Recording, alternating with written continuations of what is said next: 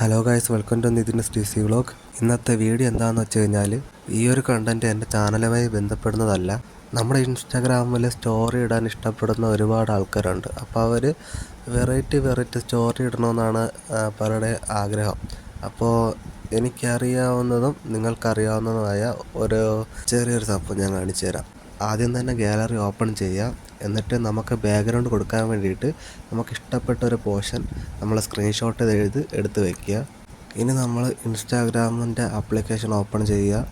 താഴെ കാണുന്ന plus icon open ചെയ്ത് റീൽസ് ഓപ്ഷൻ എടുക്കുക. ഞാനിപ്പോൾ ഇത് എടുക്കാൻ കാരണം എന്ന് വെച്ച് കഴിഞ്ഞാൽ എൻ്റെ സ്റ്റോറിയിൽ സെർച്ച് ഓപ്ഷൻ എനേബിൾ ആയിട്ടില്ല. അതുകൊണ്ടാണ് ഞാൻ ഇപ്പോൾ റീൽസിൻ്റെ ഓപ്ഷൻ എടുക്കുന്നത്. നേരത്തെ സ്ക്രീൻഷോട്ട് എടുത്തത് ജസ്റ്റ് ഒന്ന് എടുക്കുക.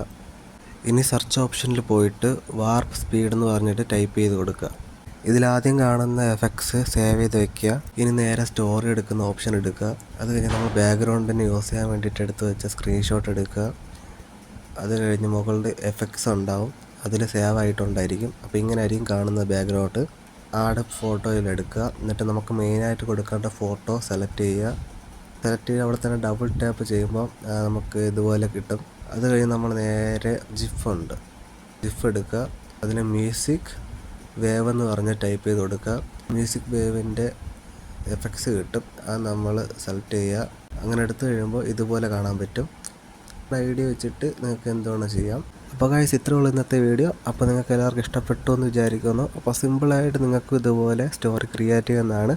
അപ്പോൾ ഈ ഒരു വീഡിയോ കണ്ടിട്ടാണ് നിങ്ങൾ ഇൻസ്റ്റാഗ്രാമിൽ നിങ്ങളുടെ സ്റ്റോറി ക്രിയേറ്റ് ചെയ്യുന്നതെങ്കിൽ നിങ്ങളുടെ സ്റ്റോറി എന്നെ മെൻഷൻ ചെയ്യുക. ഞാനും അത് സ്റ്റോറി ആക്കുന്നതായിരിക്കും. അപ്പോൾ വീഡിയോ ഇഷ്ടപ്പെട്ട എല്ലാവരും ലൈക്ക് ചെയ്യുക, ഷെയർ ചെയ്യുക, സബ്സ്ക്രൈബ് ചെയ്യുക.